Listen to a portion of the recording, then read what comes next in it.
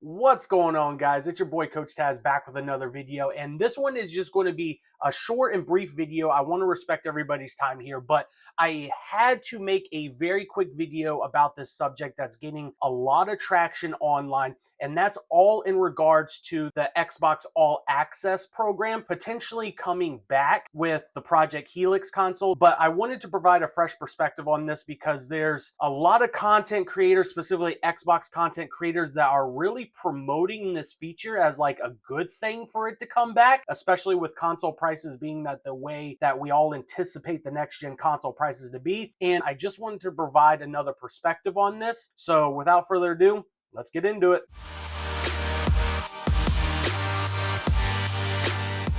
Okay, so like I said, this is just going to be me purely speaking my opinion on the whole Xbox All Access feature. If you're not aware of what Xbox All Access was, because the first time I learned about it, like a lot of us learned about it, was just with the launch of the Xbox Series X and S, where basically, long story short, Xbox provided you a play now, pay later sort of deal where you could basically finance the console and it would be a bundle of the console plus 24 months of Game Pass. But the whole point is Xbox was giving an alternative payment method or option to consumers that really wanted to jump into the next gen process. But I saw last night that various Xbox content creators and the whole gaming sphere was really talking about this, and they were talking about this in a tone that was like approval or excited that Xbox would bring back the all access program, especially, when it goes to launch the next gen console or the Project Helix, whatever you want to call it. And I wanted to just pump the brakes on that and say, before you get excited,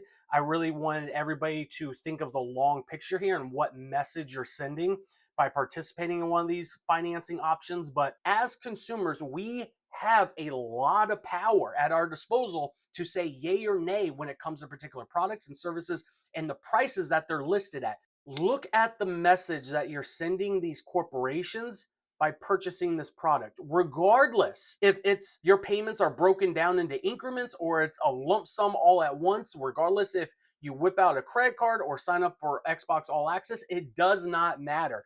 At the end of the day, the moment you swipe your card, the moment you give your credit card information to these companies, once you sign up for their programs, you're locked in, you're done. And these companies, they still get your money, regardless if it's a lump sum, regardless if it's the all access program. Microsoft, Valve, whoever, they're going to get your money. And if you as a consumer, if I as a consumer, if the casual gaming audience out there, they have FOMO so flippin' bad that they're willing to purchase these consoles at $1,000, $1,200, $1,400, $1,500 plus dollars, regardless of the price. Even if you think it's a good deal, oh, I can break up this $1,500 console into 2 years worth of payment. It doesn't look that bad on paper. But the moment you swipe that card and that company gets your commitment, they get your money, it's done. And you've openly approved, you voted with your wallet that you are okay paying $1,500 for this console. So the idea of us ever dropping that console price becomes very unrealistic. If they know a certain quantity of units is going to go out the door and they're going to hit X amount of dollars,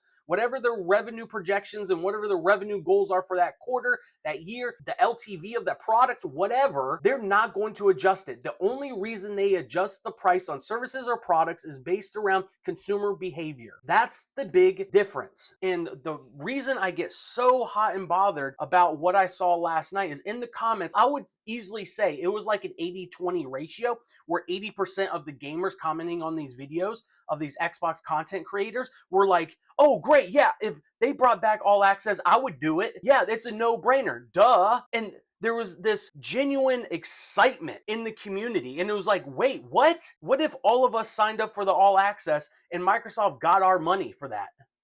Do you ever think consoles would go back down? Ever? The only power that consumers have at the end of the day is not swiping their cards, not paying the cash, not handing it over, saying no, having a little bit of self-control. And this is where I might meddle a little bit and some of you might get triggered, but it's okay. A lot of us are just dealing with massive FOMO. We see our favorite content creators playing with the Steam controllers and playing with the VR sets and playing with the brand new releases, the Forza 6s and any new God of War or Mario game that comes out, Zelda, whatever, and it just itches us and it drives us crazy. And we're like, I gotta have it. It's like a freaking drug addiction. Guys, once again, I will reiterate, nobody has the right to tell you what to do as long as you're being financially responsible, but you're not going to die without the latest console. You're not going to die without the latest games. Guys, I charged up my Nintendo DS. It's sitting over on that shelf over there. I have my N64, I have my PS1, I have my Wii over there. I have a library of games for all these units that I still haven't beaten. I have a massive backlog.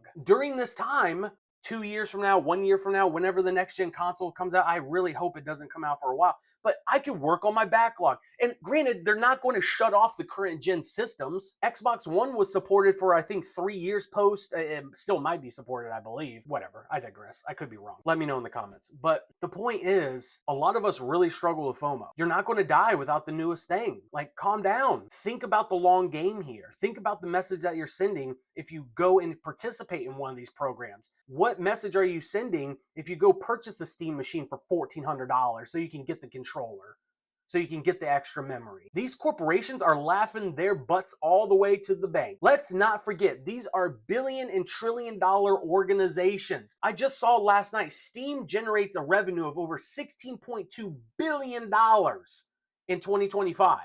And I think projections, according to the analytics group that ran the report, they already hit 16 billion in sales already, and we're already halfway through 2026. So what do you think Valve's gross revenue for game sales is going to be? My goodness, if there's anything I'm very passionate about, is just, as consumers, we got to take back control, man. This is getting out of hand. So I don't know. Those are just my thoughts. It is what it is. This is not like intended to be a doom and gloom video, but man, I have really lost faith. Products be priced the way they are, and scalpers going in and purchasing up everything. You know, they assume that they're going to get a return on their investment, but I don't know. I hope consumers are smart enough not to go onto eBay and buy those scalper products. But we see items selling out all the time in gaming, outside of gaming, whatever, and just we have a consumerism problem, man. Like, what would just happen if you just took the next 3 years and just played on the Xbox that you got, just play it on the PlayStation that you got, new, old, whatever. What happens if you would just go down to your local retro game store and support them financially? They probably need the help. What if you just bought an N64? What if you bought a Nintendo DS and just got a handful of games, man? Like, I introduced the Wii to my daughter. She fell in love with it. You know what it cost me? I think my wife paid like 85, 90 for the Wii. I could be wrong. She got some Just Dance games thrown in for free just because we're loyal customers to this retro store. We ended up purchasing, I think, like Wii Sports for maybe 20, 30 bucks. My daughter was entertained for hours. Our family was entertained for hours. We just don't need all this stuff, man. And I really fear when the Steam machine and the Project Helix come out that people are just going to go nuts, and they're just not going to think of the long game here. Let me know your thoughts down below. And by the way, I viewed the latest statistic, like 87% of all you guys that watch my videos are not subscribed. Like, hit the subscribe button.